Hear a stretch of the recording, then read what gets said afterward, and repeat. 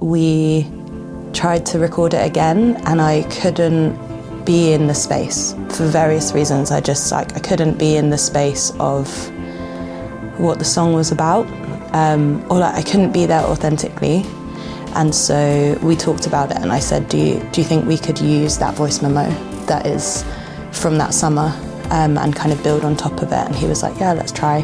There is a lot of albums that I love where they finish with that kind of quiet moment, or like slightly like more lo-fi moment, or like kind of intimacy that I think meant that it didn't feel like a crazy thing to do.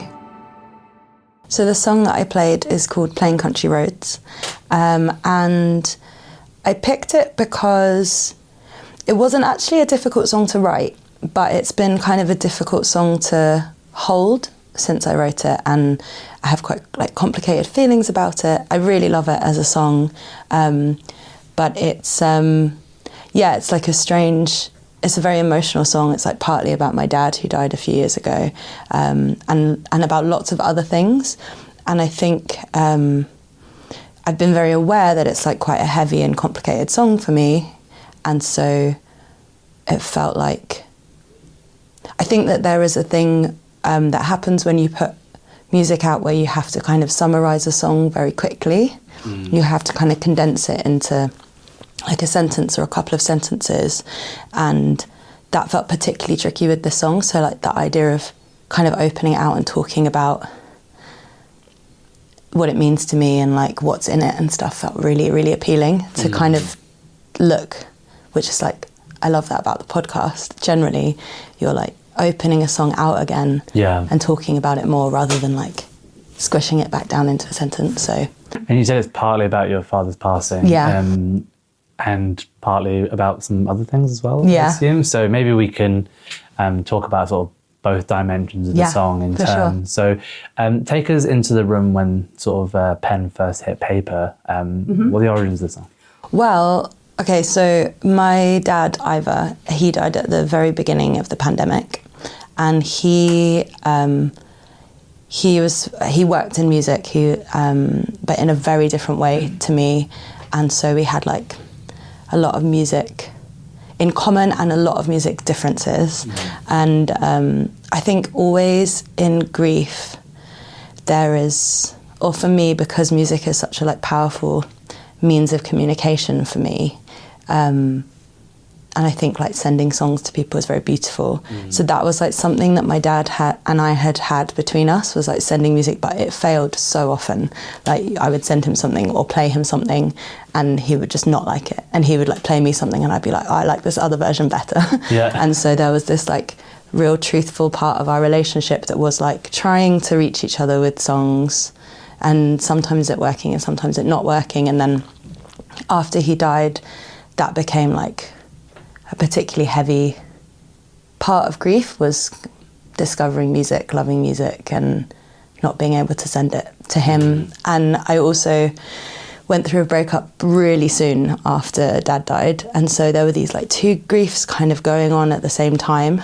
And how I always write, or how I often write, is not really pen to paper. It's kind of out there in the world. A thought will like stick, and then a different thought will stick, and then they'll sort of like live. I'll have them. I'll know that they're there. I'm interested in them because they will keep reoccurring, sometimes in the kind of form of a line.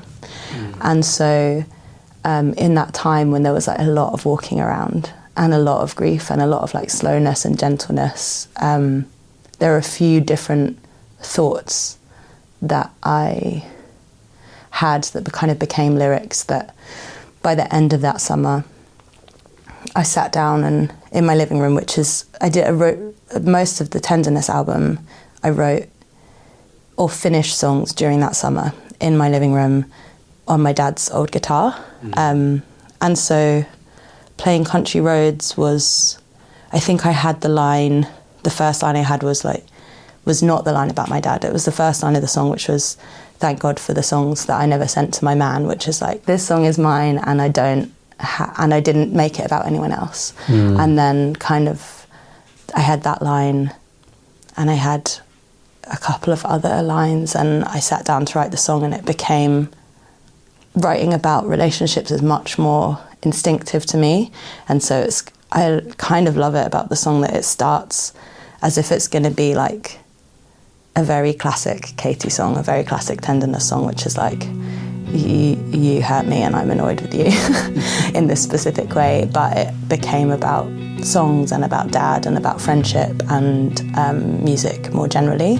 Thank God for the songs that I never sent to my man.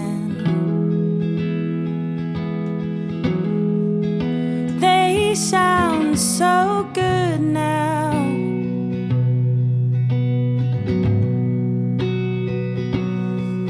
God damn all the songs that I'll never play for my dad. It starts as a voice memo, is that right? Yeah, it actually still is a voice memo.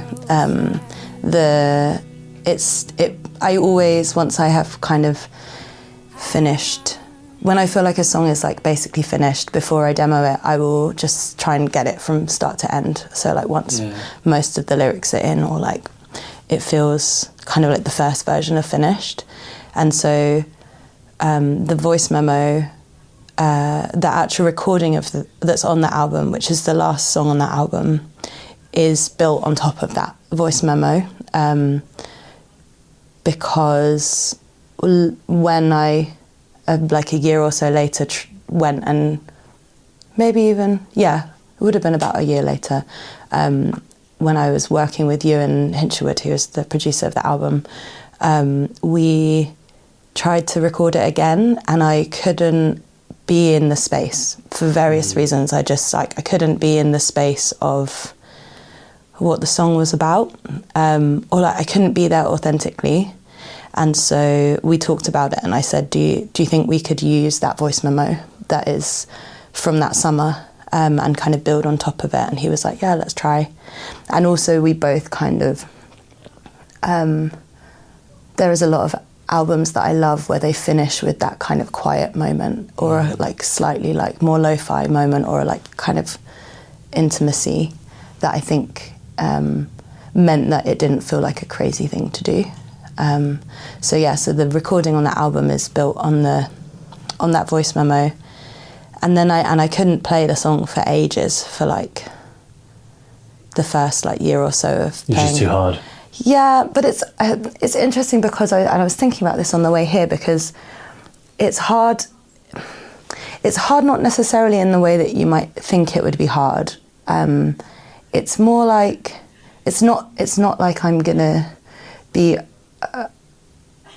feel too much grief. It's more like there's something complicated about having made art out of grief. I think it's a brilliant and useful and like wonderful thing to do, and I get a lot out of other people's art, but there is something about performance and kind of doing a show of it that I'm a bit scared of. And I think I don't, when you're talking about something or singing about something that is still so tender, like still has such a like emotional impact, you don't want to go all the way to it, because for me that's not the right place to go all the way to it. But you also don't want to, or I don't want to like completely shut myself off. Like I don't want to be able to totally perform it. So there's like a weird middle ground that I think you have to be in like quite a good place to be able to get to that middle ground. So to like let in some of the feelings, think about what you're singing about, but not become like swamped by it, and also not like shut yourself down so that you can perform it and then feel like kind of creeped out about the ability to do that. So that I think there was a period where I just knew that I wasn't able to be in that like healthy middle place with it. But now I can, and it's actually feels really nice to be able to do it, but it still feels a bit treacherous. Like I can imagine, I mean, it's like one of the ones where I talk about it so much before I play it, and I think I'm just kind of like getting myself into the middle place. by doing that. So I'm like telling everyone that's watching that I'm about to do something scary in different words, and like asking for them to be there with me in it, and also making a joke. Like do loads of chat so that it's like try and get everyone in that place with me of like, this is going to be, this is not the words I would say, but like, this is going to be sad, but it's also okay. And, you know, I'm not going to, I don't know, it's not too treacherous. It's a funny, like, that's why I brought it for the podcast, because I think that's like I'm really interested in that, in like how you balance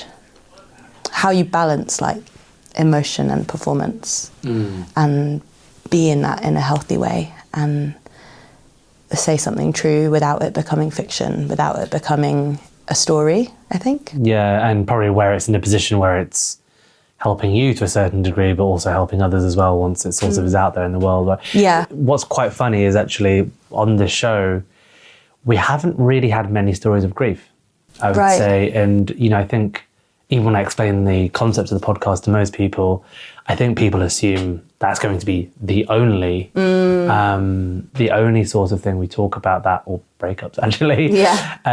But there's been very few stories of grief. Yeah, so it's a fascinating subject in many ways to sort of dissect, because also it's such a strong personal emotional feeling. And I always think putting yourself out there as a musician or as an artist is hard enough anyway, let alone when there's a second voice inside your own head, which is even dealing with the art itself. Should I talk about this? Or, is this mine? Is this mine? Because I'm about to give this to someone else, and this feels like it should only be exclusively for me, maybe. That does make a lot of sense.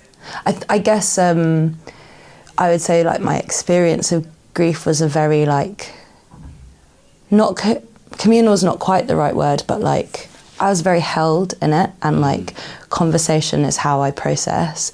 But then conversation with like your friend, like lying in the garden looking at the clouds, is really different to like conversation with a very nice person that you've just met with cameras on. Yeah. So like I definitely can appreciate like that maybe it feels fragile. Sometimes I also think, I was talking to an artist about this the other day, where it's like, sometimes when songs do have a very personal nature, one of the hardest things about it is the stakes are so much higher. Yeah. I only have one chance to tell this story, sort of, and that's probably going to be the version of the story that people assume is the first take of it, or something. Truth. Yeah, exactly. Yeah. So I think there's loads of specific references in the songs, in the song to other songs, even in the title itself and ELO and stuff.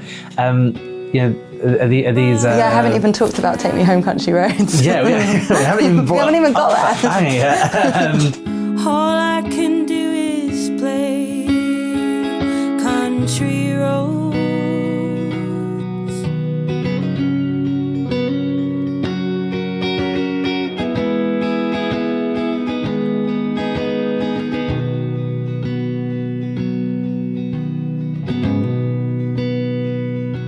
So I'd love to like dive into those references, because I mean, these songs have been name checked probably for a reason. And probably hold some meaning and memories. So I'd love to jump into those. The funny thing about "Take Me Home, Country Roads" is that I didn't really have any emotional relationship before that summer.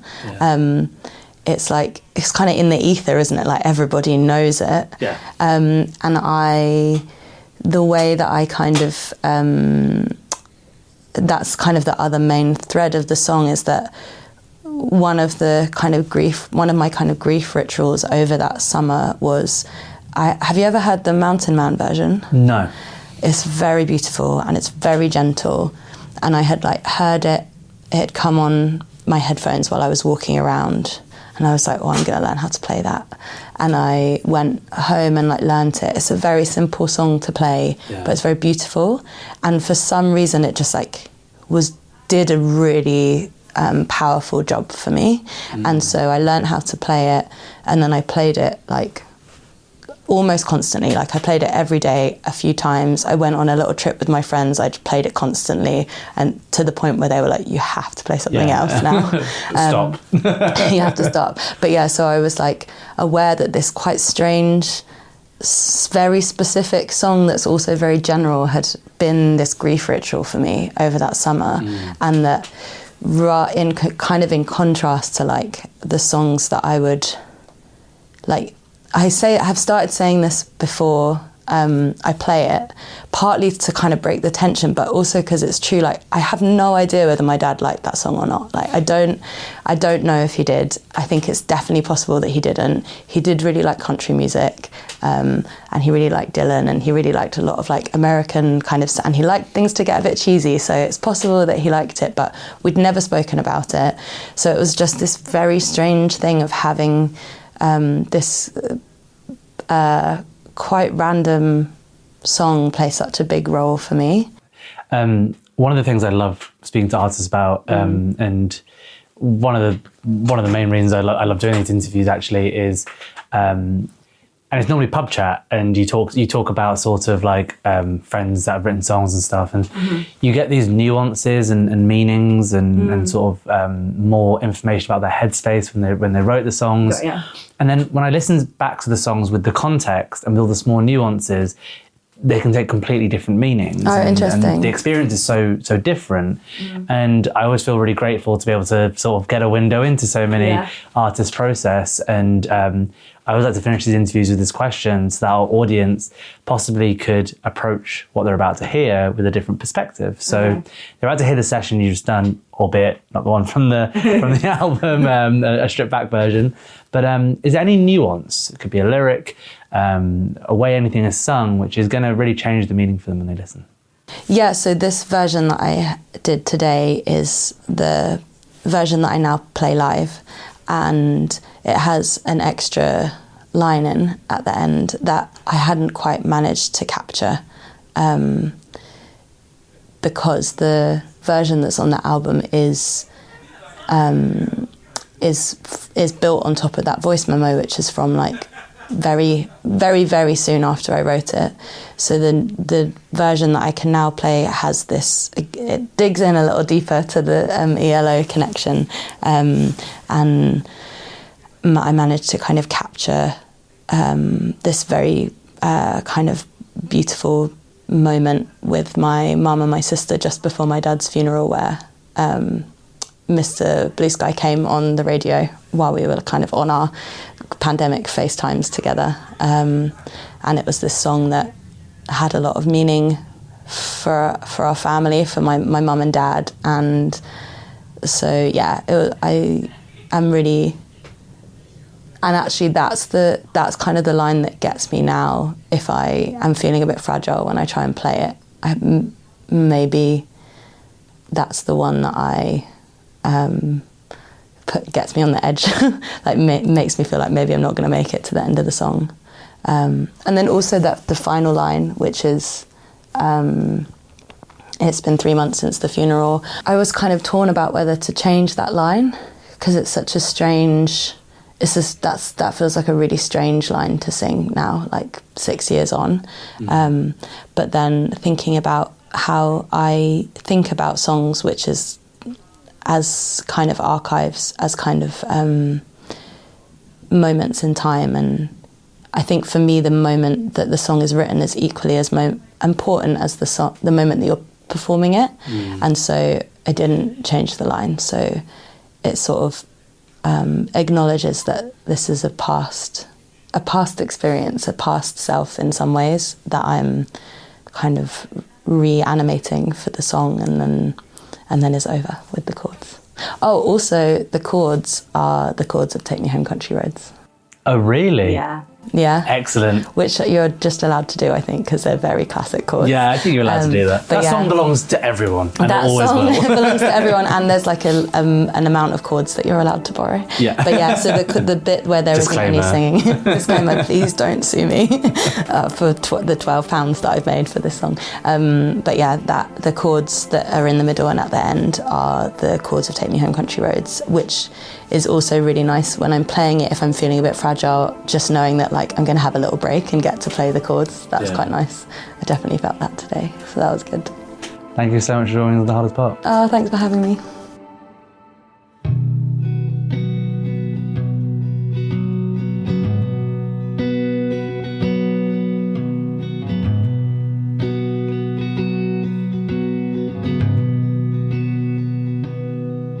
Thank God for the songs that I never sent to my man. They sound so good now.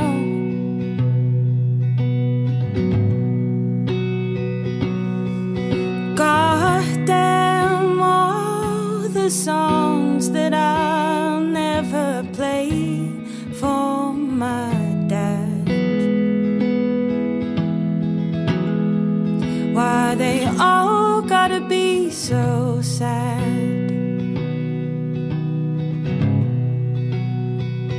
I'm listening, keep listening. Laura's on the radio.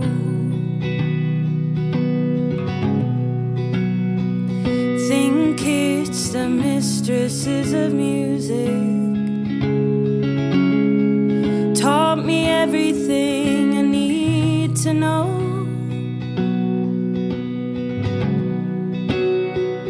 But for now, all I can do is play country roads.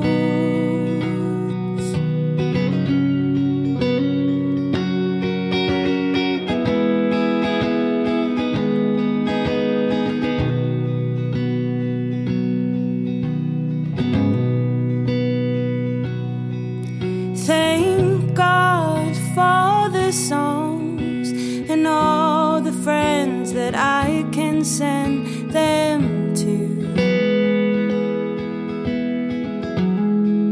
When I cannot send them to you,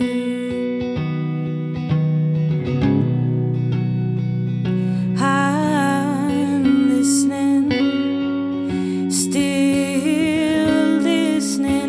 ELO on the radio.